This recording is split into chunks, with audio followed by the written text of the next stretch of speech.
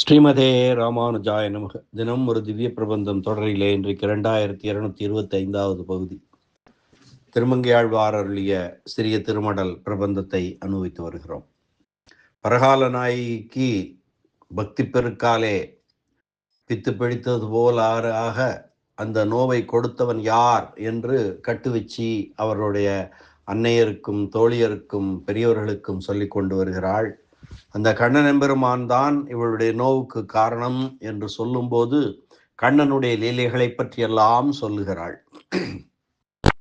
கண்ணன் வெண்ணெய் திருடியது, கண்ணனை கட்டி யசோதை பிராட்டி அடித்தது என்பதெல்லாம் பார்த்தோம். அடுத்து மற்றும் ஒரு லீலையை இந்த பகுதியிலே பார்க்கலாம். காளிங்கனை அடக்கியமை இந்த பகுதியிலே சொல்லப்படுகிறது. பாசுர வரிகளை பார்க்கலாம். அன்றியும் நீரார் நெடுங்கயத்தை சென்று அலைக்க நின்று உரப்பி, நீரார் நெடுங்கயத்தை சென்று அலைக்க நின்று உரப்பி, 1000 பணம் வெங்கோயியல் நாகத்தை வாராய் எனக்கு என்று மற்றதன் மத்தகத்து சீரார் திருவடியால் பாய்ந்தான். கண்ணன் காளியனுடன் சண்டை போடுவதற்காக பாய்ந்த செய்தி சொல்லப்படுகிறது. அன்றியும் நீரார் நெடுங்கயத்தை சென்றலைக்க நின்றுரப்பி, 1000 பணம் வெங்கோயியல் நாகத்தை வாராய் எனக்கென்று மற்றதன் மத்தகத்து சிறார் திருவடியால் பாய்ந்தான். அன்றியும் நீரார் நெடுங்கயத்தை சென்றலைக்க நின்றுரப்பி, 1000 பணம் வெங்கோயியல் நாகத்தை வாராய் எனக்கு என்று மற்றதன் மத்தகத்து சீரார் திருவடியால் பாய்ந்தான்.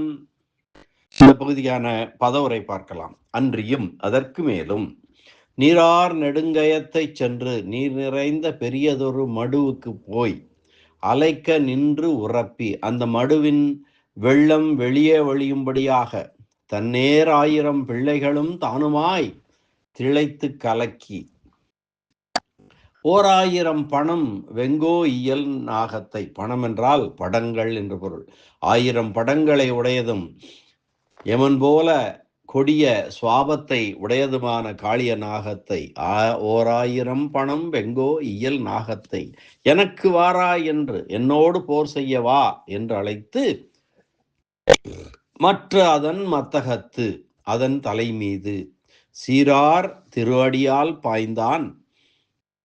தனது அழகிய திருவடியால் பாய்ந்து நடனமாடினான். இந்த பாசுர பகுதியின் திரண்ட பொருள் என்ன? கண்ணன் நீர் நிரம்பிய தடாகத்துக்குள் பாய்ந்து அலையெறியும்படி முனைந்து கலக்கி காளியன் மேல் பாய்ந்தான்.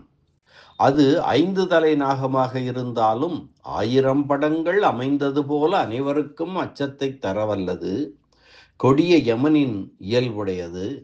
அதை என்னிடம் வருவாய் என்று அழைத்து அதன் தலையிலே தன் திருவடிகள் சேரும்படியாக பாய்ந்து நடனமாடினான். இனி வியாக்கியான சக்கரவர்த்தி பெரியவாச்சான் பிள்ளையினுடைய வியாக்கியான விவரணம். அன்றியும் யசோதையால் உரலோடு கட்டி அடிக்கப்பட்டதற்கு பின்பு ஏற்பட்டதோர் அபாயம் சொல்லப்படுகிறது. தன்னிடம் அன்புடையவளான யசோதை பிராட்டியாலே கட்டுண்டு அடியுண்ட செய்தி அல்லவோ முன் சொன்னது. இனி பகைவனான காளியனாலே பிணிக்கப்பட்ட செய்தி அடுத்து சொல்லப்படுகிறது. தன்னை கட்டுவதற்கு உரிமையுடைய அன்புடையவளாகிய தாயின் கையால் கட்டப்பட்ட செயலை பொறுத்து கொள்ளலாம், காளியன் என்ற கொடிய பாம்பு செய்த செயலை கேட்பீராக என்கிறாள் கட்டுவிச்சி. நீரார் நெடுங்கயத்தை இட்டமான பசுக்களை இனிது மறுத்து நீரூட்டி என்று நாச்சியார் திருமொழியிலே சொல்லப்படுவது போல, தனக்கு ஒதுங்கும் நிழல் போல இருக்கும் பசுக்களுக்கு நீரூட்டுவதற்கு போதுமான நீர்ப்பெருக்கையுடைய மடுவிலே காளியன் தன் பற்களின் விஷத்தை கலந்தான். கண்ணனால் காக்கப்பட வேண்டிய பசுக்களை உண்பிக்க வைப்பதற்கு குறைவர வேண்டும் நீர்ப்பெருக்கினை உடைய மடு காளியனால் விஷம் கலந்து வீணாக்கப்பட்டது. சென்றலைக்க நின்றுரப்பி தன்னேராயிரம் பிள்ளைகளும் தானுமா என்று பெரியாழ்வார் கூறுவது போல தானும் தன்னை போன்ற 1000 பிள்ளைகளுமாகச் சென்று விளையாடச் செல்வது போல் சென்று அந்த பொய்கையை கால்களாலே கலக்கியும் கல்லை விட்டு எரிந்தும் ஆரவாரம் செய்து காளியனை வலிய போருக்கு அழைத்தான் கண்ணன். 4 பக்கங்களிலும் பொய்கையின் நீர் கரைக்கு மேலே வழியும்படி நின்று கலக்கினான். இலங்கை மதிலை வளைத்து கொண்டு முற்றுகையிட்டு அரக்கர்கள் தாங்களே போருக்கு புறப்படும்படி வானரங்கள் செய்தன அல்லவா, அதுபோல காளியனை போரிட அழைத்தான். பாம்பின் கோபத்தை கிளற தண்ணீரை கலக்கிய சிறுபிள்ளைத்தனமே போதுமானதாக இருக்க அதற்கு மேலும் செய்த சிறுபிள்ளைத்தனத்தை கேளுங்கள் என்கிறாள் கட்டுவிச்சி மேலே. 1000 பணம் வெம்கோ இயல் நாகத்தை. இவன் காளியன் என்ற சாதாரண பாம்பு அல்லன், பாம்பு வடிவில் வந்திருக்கும் யமனே இவனாவான். நீழ்முடி 5லும் நின்று நடம் செய்து என்று பெரியாழ்வார் சொல்கிறார். அதன்படி காளியனுக்கு 5 தலைகளே சொல்லப்பட்டிருக்க இங்கு காளியனுக்கு 1000 தலைகள் 1000 படங்கள் என்று கூறுவது ஏன் என்றால், சிறுபிள்ளையான கண்ணனின் மேலே காளியன் எதிர்த்து வந்தான் என்று நினைப்பதற்குள் கட்டுவிச்சிக்கு 5 தலைகள் 1000 தலைகளாக தோன்றுகின்றன. அச்சத்தில் ஒன்று பலவாக தோன்றுவது இயல்புதானே. வெம்கோ உலகில் இயல்பாகவே கொடியவனான இந்த யமனுக்கு கொடுமையை மேலும் ஊட்டினான் கண்ணன். வெங்கோ இயல் நாகத்தை, கொடியவனாகிய யமனுடைய இயல்பினை தன்னிடம் கொண்ட காளியனாகிய பாம்பினை. காளியன் யமனை விட கொடியவன் என்பது பொருள்.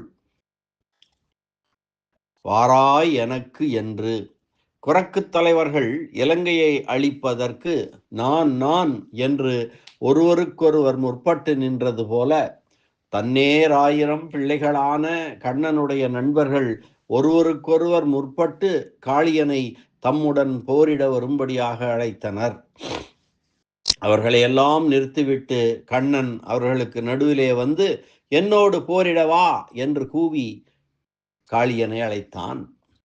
அழைத்தது மட்டுமல்ல, மற்றதன் மத்தகத்தே சீரார் திருவடியால் பாய்ந்தான்.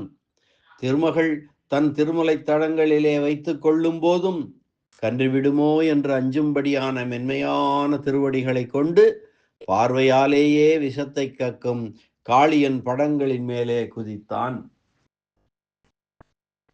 சீரார் திருவடி, அந்த திருவடிகள் அவன் தலையிலே போய் நின்றது. திருவடிகளுக்கு என்ன சிறப்பு? வடிவு இணையில்லா மலர்மகள் மற்றை நிலமகள் பிடிக்கும் மெல்லடி என்று நம்மாழ்வார் திருவாய்மொழியிலே சொல்லுவது போல எம்பெருமானுடைய திருவடிகளின் மென்மை கூறப்பட்டிருக்கிறதல்லவா. எனவே திருவடிக்கு சீர்மை மென்மையாகும். திருவடியின் சிறப்பு மென்மையான திருவடி என்பதே ஆகும். இந்த பாசுர பகுதியை மீண்டும் ஒரு முறை அன்வைக்கலாம். அன்றியும் நீரார் நெடுங்கயத்தை சென்று அலைக்க நின்று உரப்பி 1000 பணம் வெம்கோ இயல் நாகத்தை வாராய் எனக்கு என்று மற்றதன் மத்தகத்து சீரார் திருவடியால் பாய்ந்தான். அன்றியும் நீரார் நெடுங்கயத்தை சென்று அலைக்க நின்று உரப்பி 1000 பணம் வெம்கோ இயல் நாகத்தை வாராய் எனக்கென்று மற்றதன் மத்தகத்து சீரார் திருவடியால் பாய்ந்தான். அந்த கண்ணன் எம்பெருமான் தான் பரகால நாயகிக்கு இந்த துயரை கொடுத்திருக்கிறான் என்று கட்டுவச்சி கூறிக்கொண்டு வருகிறாள். மேலும் என்ன சொல்லுகிறாள் என்பதை அடுத்த பகுதிகளிலே பார்க்கலாம். மீண்டும் சந்திக்கும் வரை நன்றி, வணக்கம். ஸ்ரீனிவாச வெங்கடேச ராமானுஜதாசன் திருவரங்கம்.